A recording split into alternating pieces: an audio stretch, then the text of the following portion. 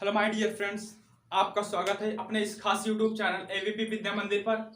आज हम क्लास 11 की फर्स्ट बुक यानी कि इनऑर्गेनिक केमिस्ट्री का पहले चैप्टर का चौथा लेक्चर देखेंगे, जिसमें हमें पढ़ना है रासायनिक संयोग का नियम।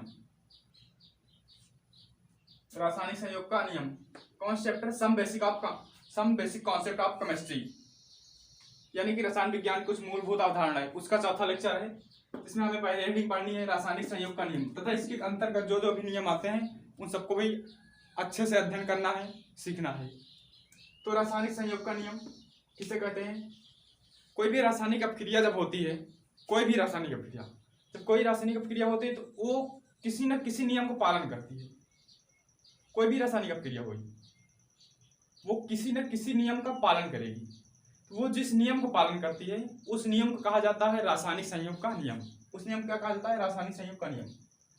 चलिए लिख लीजिए कि कोई रासायनिक अपक्रिया,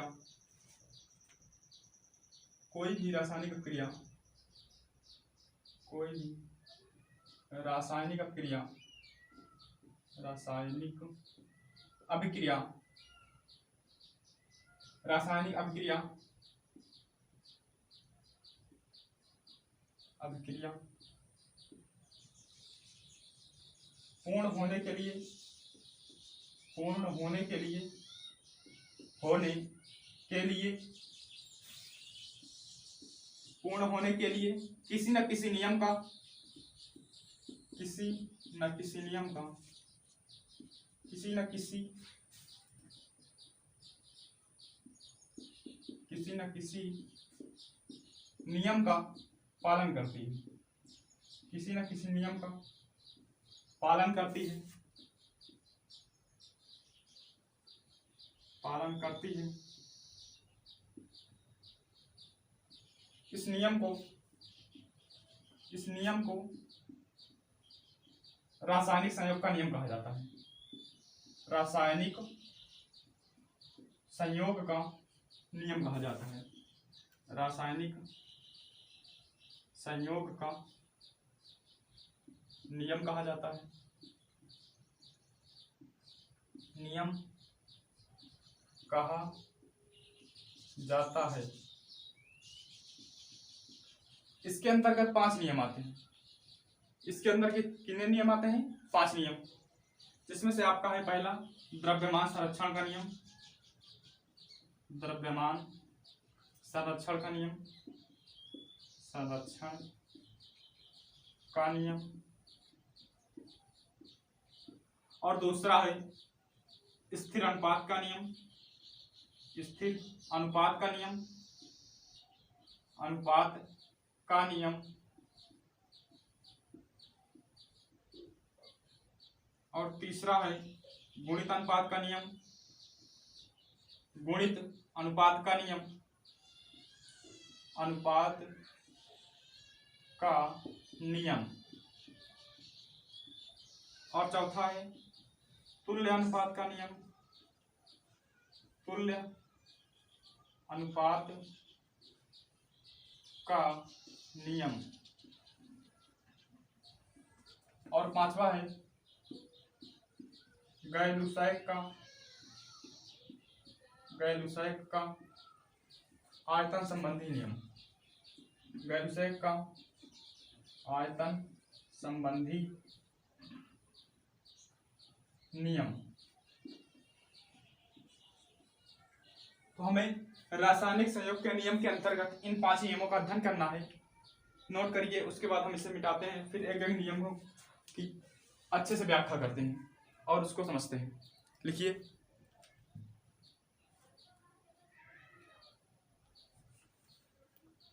चलिए लिख लीजिए, हम मिटा दे रहे हैं। तो हमें देखना है द्रव्यमान संरक्षण का नियम, जो कि पहला नियम है हमारा, द्रव्यमान संरक्षण का नियम। इस नियम में क्या होता है? कोई रासायनिक अपक्रिया हुई, उस रासायनिक अपक्रिया में जो जो भी पदार्थ लिया रहेगा, जो पदार्थ हम लिए रहेंगे उसके द्रव्यमान के कुल योग, मतलब जितना भी द्रव्यमान होगा अपक्रिया होने के लिए जो हम पदार्थ लेंगे उसका कुल द्रव्यमान, अपक्रिया होने के पश्चात जो भी पदार्थ बनेगा उसका कुल द्रव्यमान, दोनों का द्रव्यमान बराबर होगा। मतलब अपक्रिया के पहले का कुल द्रव्यमान और अपक्रिया के बाद का कुल द्रव्यमान, दोनों द्रव्यमान बराबर होंगे। तो यही द्रव्यमान संरक्षण का नियम है। मतलब कि किसी भी रासायनिक अपक्रिया के द्वारा कोई भी पदार्थ नष्ट नहीं होता, उसका रूपांतरण हो जाता है, एक रूप से दूसरे रूप में परिवर्तित हो जाता है, बस उसका द्रव्यमान जो है यानी कि पदार्थ वो नष्ट नहीं होता। तो अपक्रिया का पहले कुल द्रव्यमान अपक्रिया के बाद कुल द्रव्यमान के बराबर रहेगा, यही है द्रव्यमान संरक्षण का नियम। तो लिखते चलिए, किसी भी रासायनिक अपक्रिया में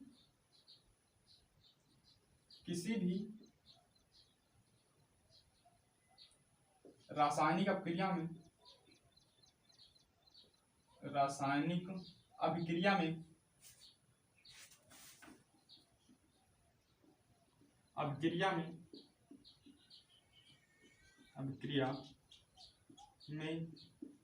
भाग लेने वाले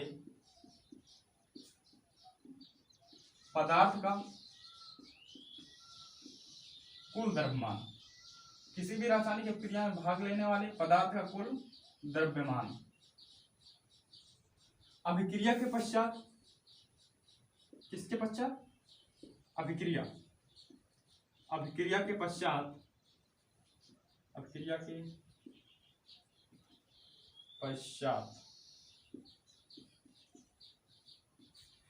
बने पदार्थों के कुल द्रव्यमान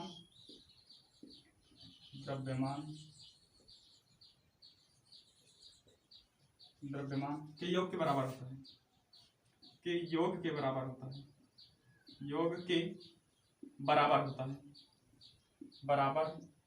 होता है।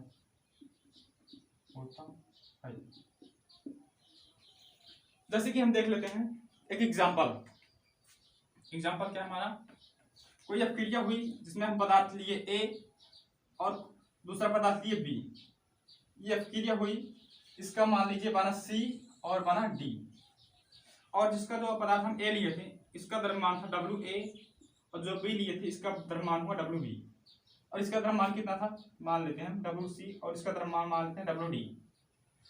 तो इस नियम के अनुसार क्या होगा कि इन दोनों पदार्थों का द्रव्यमान, ये दोनों पदार्थों ने इनके द्रव्यमान के बराबर होगा, यानी कि WA प्लस में WB बराबर होगा WC प्लस में WD।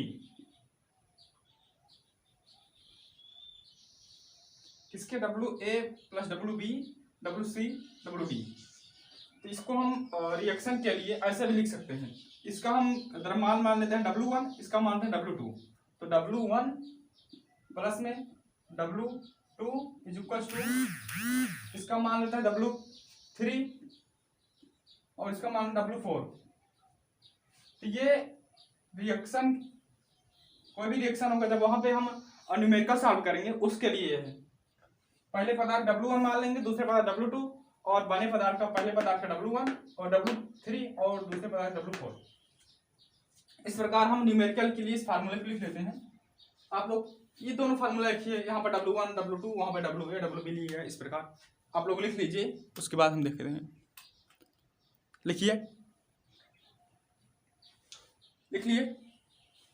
जल्दी करिए जल्दी।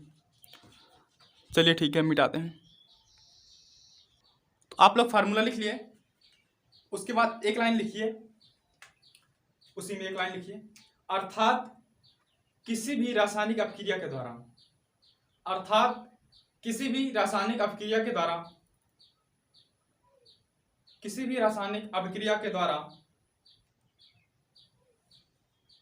किसी पदार्थ को ना तो नष्ट किया जा सकता है और ना ही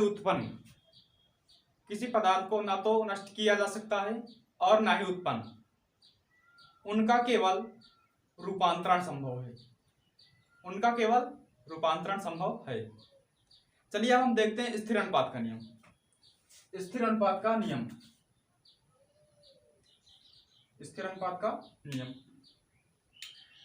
इस नियम में क्या है मैं बता दूं। कोई भी यौगिक, इस नियम में यही है कि कोई भी यौगिक है कोई भी यौगिक है, उस यौगिक में जो तत्व होंगे उनके द्रव्यमान का जो अनुपात होगा वो नियत रहेगा, स्थिर रहेगा। किसी भी यौगिक में उनके जो द्रव्यमान रहेगा उसका जो अनुपात होगा वो नियत रहेगा, स्थिर रहेगा। जैसे कि H2O है ना, H2O है, मैंने एक तत्व लिया H2O, यौगिक लिया H2O। इसमें जो हाइड्रोजन का द्रव्यमान होगा, एक हाइड्रोजन एक होता है, दो हाइड्रोजन को दो, और ऑक्सीजन कितना होता है 16। इसका जो अनुपात आया 1:8 आया। मतलब जल में जो हाइड्रोजन और ऑक्सीजन का अनुपात होगा ये होगा 1:8। हाइड्रोजन ऑक्सीजन का अनुपात कितना है 1:8। तो स्थिर अनुपात के नियम में यही है कि किसी भी यौगिक का जो अनुपात होगा द्रव्यमान अनुपात, उसमें तत्वों का जो द्रव्यमान अनुपात होगा वो नियत अथवा स्थिर रहेगा। चाहे नियत कह दीजिए चाहे स्थिर कह दीजिए, चाहे उस यौगिक को किसी भी विधि द्वारा क्यों ना प्राप्त किया गया हो। अब इस जल को चाहे जहां से हम लाएं, चाहे जाए के नदी से लिया लिया, चाहे नलका से लिया लिया, आई मीन नल से, चाहे आप जाके कुआं से ला लीजिए, उसका जो द्रव्यमान अनुपात होगा वो 1:8 है, वही का जान ले 1:8 है। अगर ये कहा कुछ और हो जाए 1:9 हो जाए तो कतई ना हुई, 1:8 ही होगा। हम उस जल को चाहे जहां से लाएं, किसी भी विधि द्वारा क्यों ना प्राप्त किया गया, चाहे हम उसे रासायनिक अपक्रिया द्वारा प्राप्त करें, चाहे हम उसे जाकर कुआं से लेके आए, चाहे हम जाके किसी नाले अथवा नदी से लेके आए, उसमें जो हाइड्रोजन और ऑक्सीजन का अनुपात होगा वो 1:8 ही होगा। यही स्थिर अनुपात का नियम है। तो चलिए लिखिए, स्थिर अनुपात के नियम में लिखिए, किसी भी यौगिक में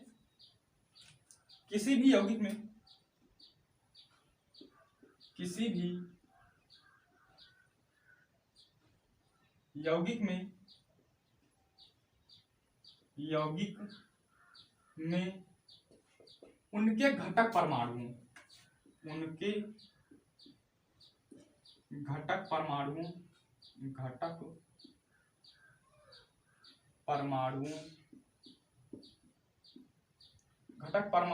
मतलब तत्वों, जो अभी हाइड्रोजन और ऑक्सीजन लिखे थे मैंने, घटक परमाणु मतलब तत्व, घटक परमाणुओं का द्रव्यमान के अनुसार, घटक परमाणु का द्रव्यमान के अनुसार अनुपात, द्रव्यमान के अनुसार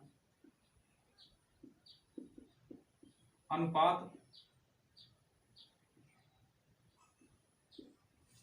नियत अथवा स्थिर रहता है, नियत अथवा स्थिर रहता है, अथवा स्थिर रहता है, स्थिर रहता है।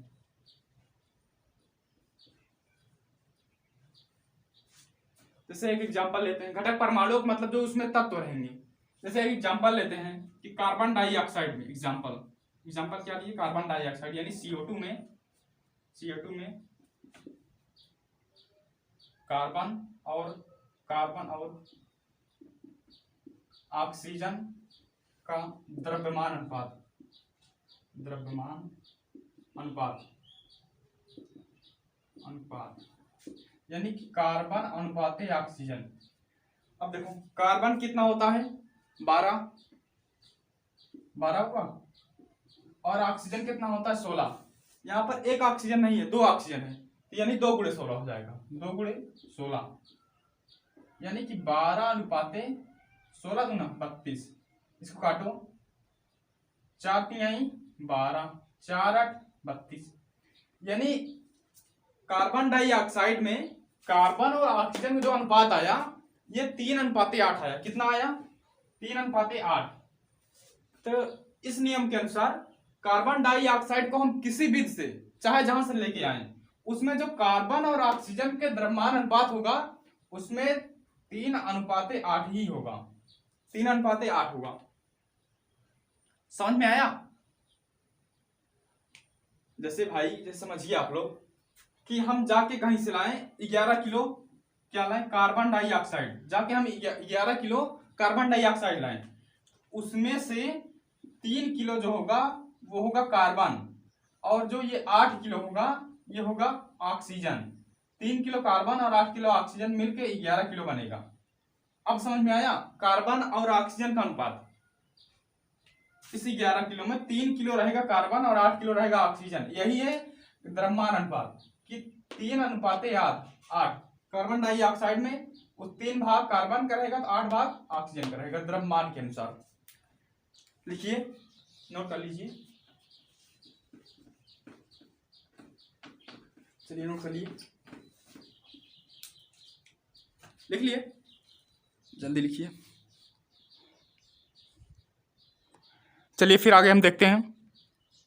तो आइए अब हम देखते हैं गुणित अनुपात का नियम। गुणित अनुपात का नियम क्या है? गुणित अनुपात का नियम यह था, इसको डाल्टन ने दिया था। किसने दिया था? डाल्टन ने। तो गुणित अनुपात का नियम क्या है? गुणित अनुपात का नियम है जब कोई दो तत्व, कितने तत्व? 2 तत्व। जब कोई 2 तत्व आपस में क्रिया करके 2 या 2 से अधिक, कितने? 2 या फिर 2 से अधिक यौगिक बनाते हैं, उसमें से जो 2 या 2 से अधिक यौगिक बनाए हैं उसमें से एक तत्व का, यौगिक में जो तत्व होते हैं उसमें से एक तत्व का द्रव्यमान बराबर रहेगा और दूसरे तत्व का द्रव्यमान भिन्न भिन्न रहेगा। जैसा कि देखिए, कार्बन और ऑक्सीजन जब क्रिया करते हैं ये 2 तत्व बनता है। एक बनता है CO कार्बन मोनोऑक्साइड, एक बनता है CO2 कार्बन डाइऑक्साइड।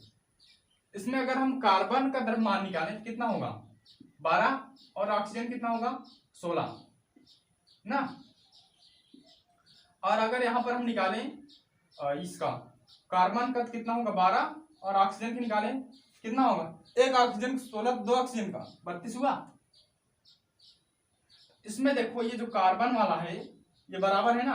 मैंने क्या कहा था? एक तत्व का द्रव्यमान निश्चित रहेगा, बराबर रहेगा, स्थिर रहेगा, दोनों का बराबर रहेगा। जबकि दूसरे तत्व क्या होगा? भिन्न होगा। देखिए इसका ये जो ऑक्सीजन है देखो भिन्न है ना, इसका 16, इसका कितना है? 32, ये भिन्न है।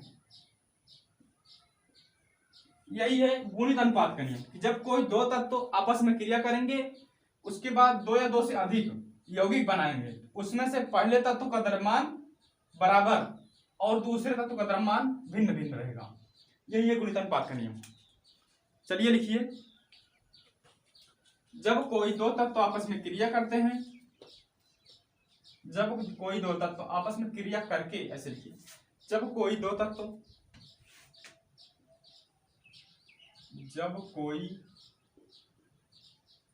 दो तत्व आपस में क्रिया करके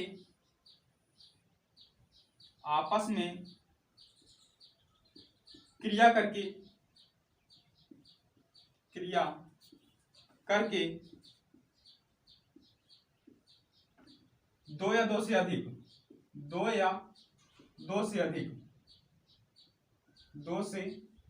अधिक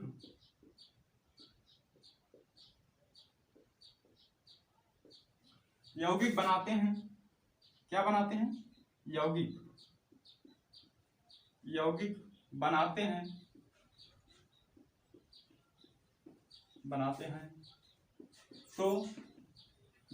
तो उसमें पहले तत्व का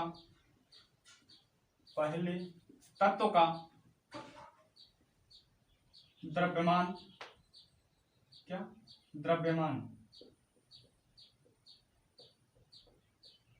बराबर, जबकि दूसरे तत्व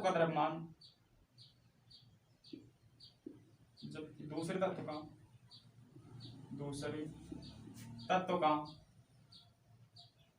द्रव्यमान द्रव्यमान भिन्न भिन्न होता है।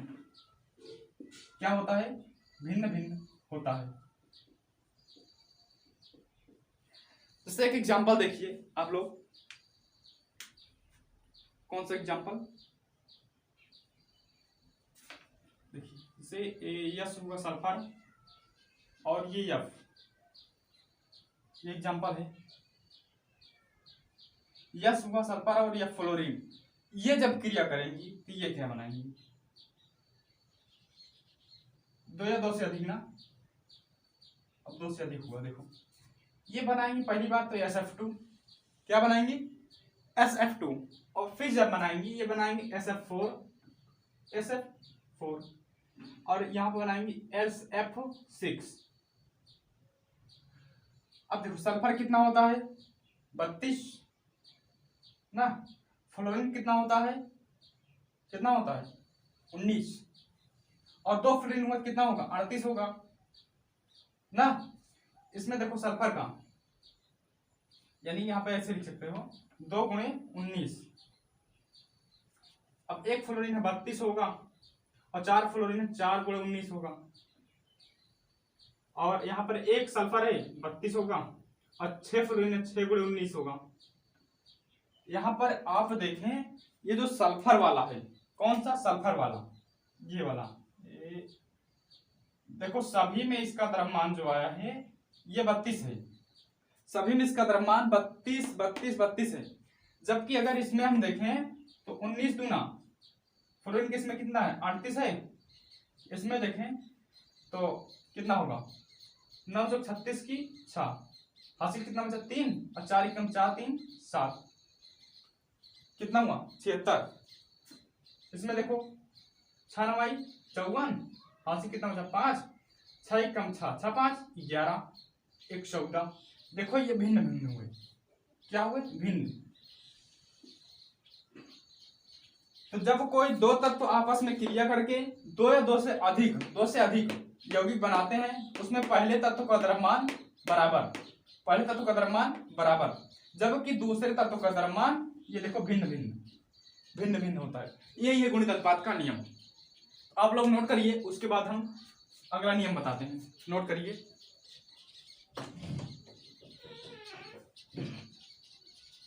नोट कर लिए। चलिए देखिए अगला नियम, आप लोग वीडियो पॉज करके नोट कर लिया करें, यहाँ पर वीडियो लंबा हो जाएगा इसलिए मैं ज़्यादा टाइम नहीं देता हूँ। तो आइए देखते हैं तुल्य अनुपात का नियम। इसको थोड़ा दिमाग स्थिर करके समझिएगा वरना ये आपके सिर के ऊपर चला जाएगा, आपको पता नहीं चलेगा। तुल्य अनुपात का नियम, थोड़ा दिमाग को स्थिर करिए और समझिए। तो एक बार मैं आपको बता देता हूँ तुल्य अनुपात का नियम कहते किसको है। जब कोई दो तत्व, कितने तत्व, दो तत्व, जब कोई दो तत्व किसी तीसरे तत्व के निश्चित द्रव्यमान से क्रिया करता है, जब कोई दो तत्व किसी तीसरे तत्व के निश्चित द्रव्यमान से क्रिया करता है तो दोनों तत्वों का द्रव्यमान, दोनों तत्वों का आपस में जो द्रव्यमान अनुपात होगा वही अनुपात उन दोनों तत्वों के संयोग होने पर प्राप्त होगा। जैसे समझिए आप लोग,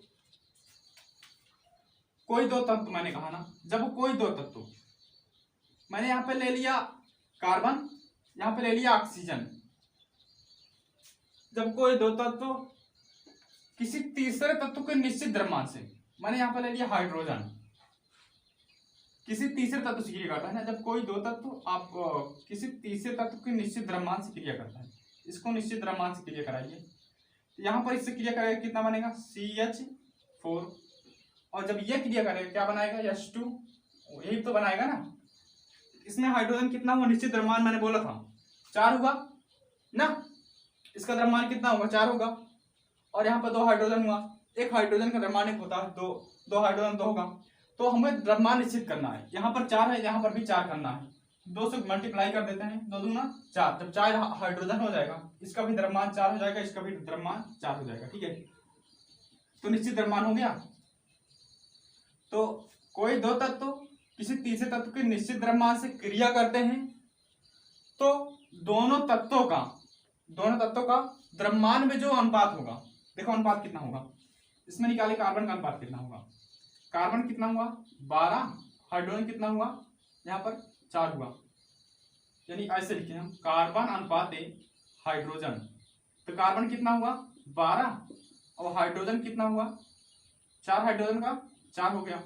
यहाँ पर निकाले तो मैंने इसको समझने के लिए मैंने हाइड्रोजन अनुपात ऑक्सीजन ना लिखता हूँ, मैं हाइड्रोजन अनुपात ऑक्सीजन ना लिख के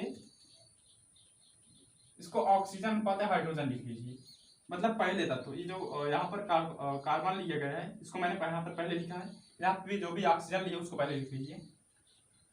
तो इसका अनुपात निकालिए, एक ऑक्सीजन है 16 होगा, नहीं ये एक ऑक्सीजन कितना होता है 16, हाँ ठीक है, एक ऑक्सीजन का 16 हुआ, यहाँ पर देखिए 2 से गुणा हुआ है ना, तो एक ऑक्सीजन का 16, तो 2 ऑक्सीजन कितना हुआ 32 होगा, 2 मल्टीप्लाई है ना ऑक्सीजन का, तो ऑक्सीजन का द्रव्यमान आ गया 32। और हाइड्रोजन का अनुपात देखिए, हाइड्रोजन का द्रव्यमान, तो 4 हाइड्रोजन है तो इसका द्रव्यमान हुआ 4। एक बात आप ध्यान दीजिएगा, ये जो तीसरा तत्व इसका द्रव्यमान निश्चित होना चाहिए, यहाँ पर 4 आए तो यहाँ पर भी 4 होना चाहिए। तो ये बोला था कि इन दोनों तत्वों का जो द्रव्यमान में अनुपात होगा, इसमें कितना अनुपात है, कार्बन 12 है ना, 12 अनुपात है। यहाँ पर ऑक्सीजन कितना है, ऑक्सीजन का कितना है 32।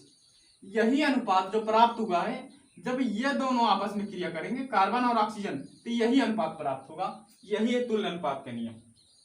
तो ये दोनों जब क्रिया करेंगे कितना क्या प्राप्त होगा हमें, कार्बन डाइऑक्साइड CO2।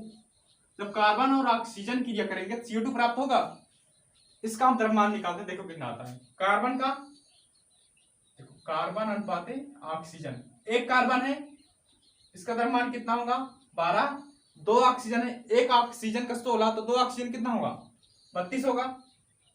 ये ऑक्सीजन 16 कहां से आया मैं बता दूं, 8 और ऑक्सीजन ये 16, परमाणु भार होता है 16, ठीक है, यही है। एक ऑक्सीजन का 16, 2 ऑक्सीजन कितना आया 32। ये देखो यही द्रव्यमान का अनुपात जो है यही प्राप्त हुआ था ना अभी हमें, ये कहां से मैंने लाया था, यहाँ से, कार्बन का 12 और ऑक्सीजन कितना 32, तो 12 अनुपात 32। यही जब ये दोनों क्रिया करेंगे तो यही अनुपात प्राप्त होगा। तो इस नियम का प्रयोग तब किया जाता है जब कोई दो तत्व, जो मैंने यहाँ पर लिया है, यहाँ पर लिया है, ये आपस में क्रिया नहीं करते हैं, हम इससे किसी तीसरे तत्व से क्रिया कराते हैं, इसका क्रिया कराते हैं, इसका क्रिया कराते हैं, फिर द्रव्यमान अनुपात निकालते हैं, फिर इसका द्रव्यमान अनुपात और इसका द्रव्यमान अनुपात देखते हैं, तो वही अनुपात हमें यहाँ पर प्राप्त हो जाएगा। तो हमें इस बात का पता चल जाएगा कि जब कभी ये दोनों क्रिया करेंगे आपस में, तो जो बनेगा उसका द्रव्यमान अनुपात कितना होगा, अनुसूत्र क्या होगा, इस विधि द्वारा हमें पता चल जाता है। चलिए एक बार लिखिए, फिर से आपको मैं डिफिनेशन के पश्चात जब मैं एग्जांपल दूंगा तो फिर से समझा दूंगा। चलिए लिखिए कि जब कोई दो तत्वों, लिखिए जब कोई दो तत्वों, जब कोई दो तत्व किसी तीसरे तत्व के, किसी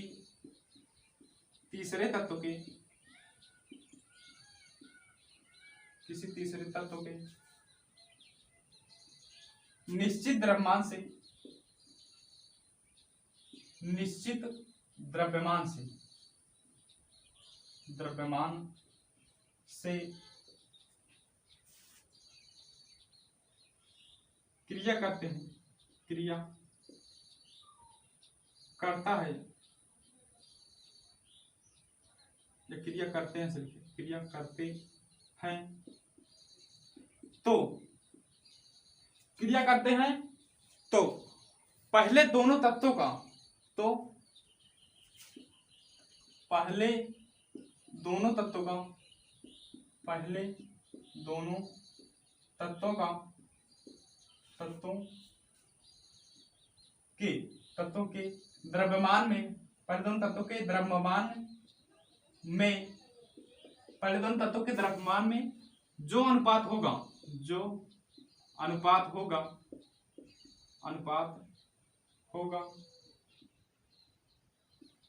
वही अनुपात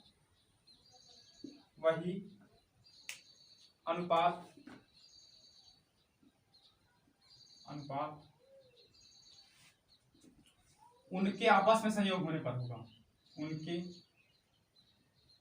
आपस में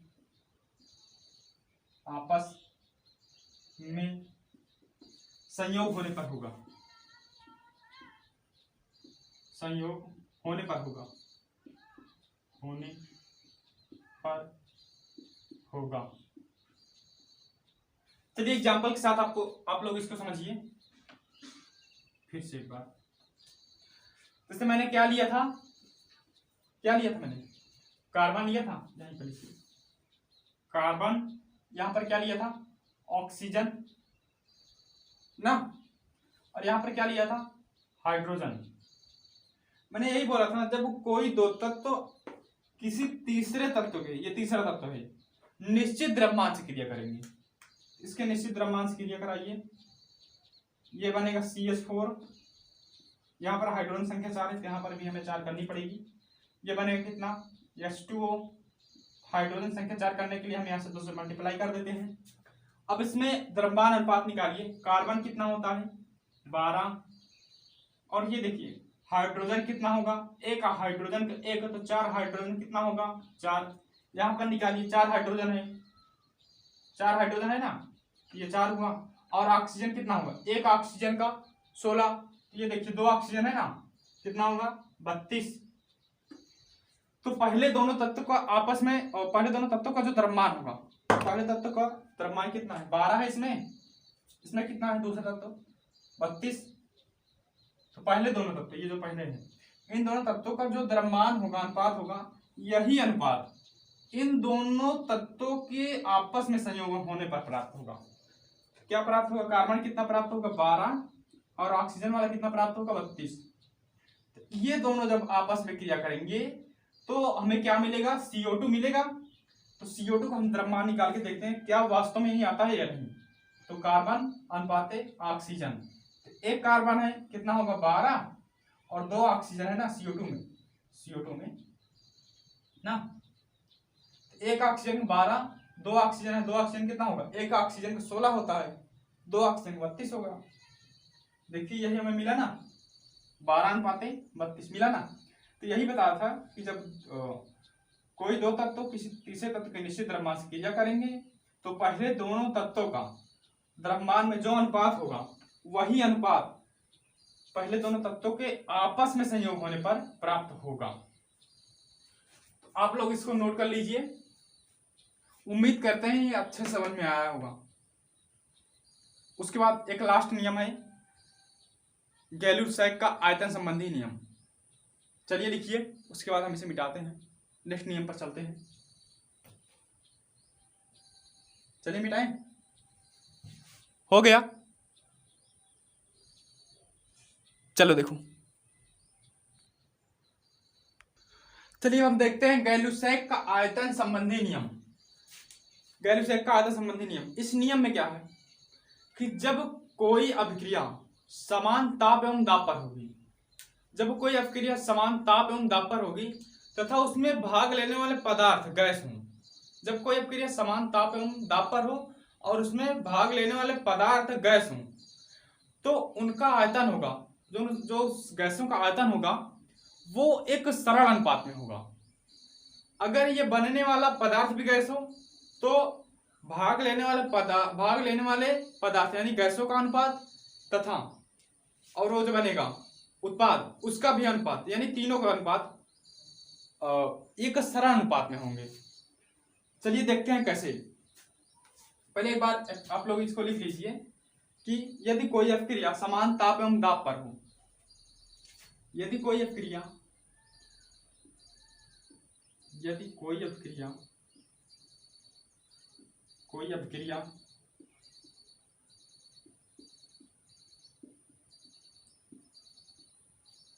समान ताप एवं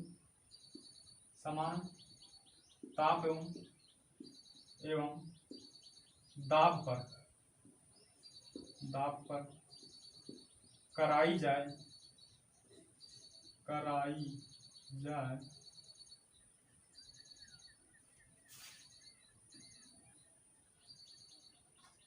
तथा उसमें भाग लेने वाले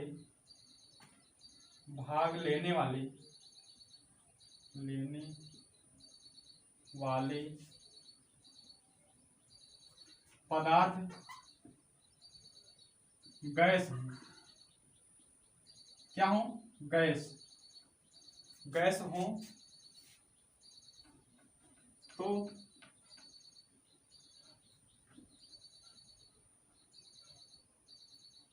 इनका आयतन अनुपात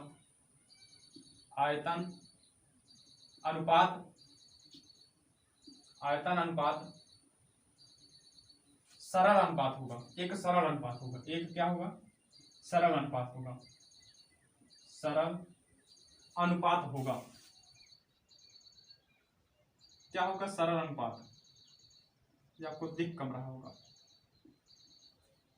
एक क्या होगा, सरल अनुपात, सरल अनुपात होगा। और यदि, एक बात इसमें और है, और यदि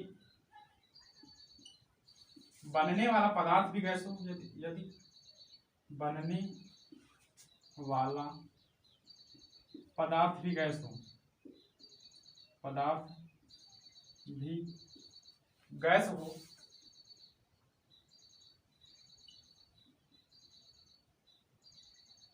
गैस हो तो उसका भी आयतन, तो उसका भी आयतन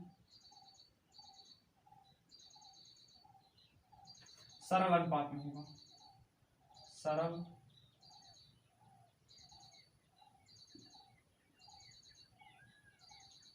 अनुपात में होगा, अनुपात में होगा, में होगा।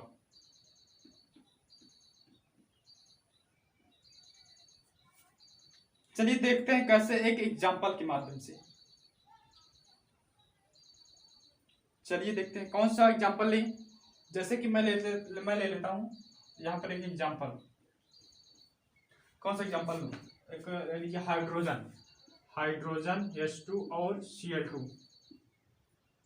ये जब आप क्रिया करेगी यहां पर बनेगा HCl। क्या बनेगा, HCl। यहां पर देखो दो हाइड्रोजन दो क्लोरीन, एक हाइड्रोजन एक क्लोरीन है, इसकी मात्रा हम 2 कर लेते हैं। तो क्या बना, हमें क्या प्राप्त हुआ, 2HCl ना। इसका आयतन कितना है, 1 है। इसका आयतन कितना है, 1 है। इसका आयतन कितना है, 2। अगर हम इन तीनों में अनुपात देखें क्या हमें प्राप्त हुआ, 1:2। क्या प्राप्त हुआ, 1:2। समझ में आया। लिखिए एक एग्जांपल हम और बताते हैं, उसके बाद हम इस लेक्चर को यहीं पर समाप्त करेंगे। लेकिन एक एग्जांपल बताकर तभी। लिखिए लिखिए, इसमें जो अनुपात है कितना अनुपात है, 1:2 ना। चलिए लिखिए, उसके बाद एक एग्जांपल हम आपको और बताते हैं। लिख लिए, मिटाएं, जल्दी करो, लिखो, जल्दी लिखो। चलिए देखो, चलिए एक एग्जांपल हम लोग और देखते हैं। एग्जांपल एक ही और देखते हैं। जिससे हम क्या ले ली, का ले ली, इसे मान लें हम ले ली थी N2 और का ले ली थी H2। का बनी, आगे जाएगी ई बनी NH3 NH3। ये बनी ना, यही तो बनेगा। देखिए नाइट्रोजन हाइड्रोजन क्रिया करेंगे में क्या बनेगा, NH3 बनेगा। देखो यहाँ पर 3 हाइड्रोजन है ना, इसको बैलेंस करो। यहाँ पर हम हाइड्रोजन संख्या 3 से गुणा कर देते हैं, तो हाइड्रोजन संख्या कितनी हो गई, 3 दूना 6 हो गया। यहाँ पर भी बैलेंस करते हैं, 2 से गुणा करेंगे, 3 दूना 6 हाइड्रोजन हुआ। नाइट्रोजन कितना हो गया, 2, और ये N2 बराबर है 2NH3। अब इसका हम आयतन अनुपात निकालेंगे। यहाँ पर कितना आयतन है इसका, 1। यहाँ पर कितना आयतन है इसका, 3। इसका आयतन कितना है, 2। अगर इसमें अनुपात देखें 1:3:2, यानी कि इसको हम ऐसे भी लिख सकते हैं 1:2:3, जो कि एक सरल अनुपात है। क्या है, जो कि एक सरल अनुपात है, सरल अनुपात है, अनुपात। समझ में आया। तो इस लेक्चर को हम यहीं पर रखते हैं। उसके बाद जो हमारा 5वां लेक्चर होगा उसमें हम इन नियमों पर आधारित जो क्वेश्चन है न्यूमेरिकल्स है हम उसको सॉल्व करेंगे 5वें लेक्चर में। तो नमस्कार, मैं आशीष पाटिल अपने इस लेक्चर को यहीं पर समाप्त करता हूँ।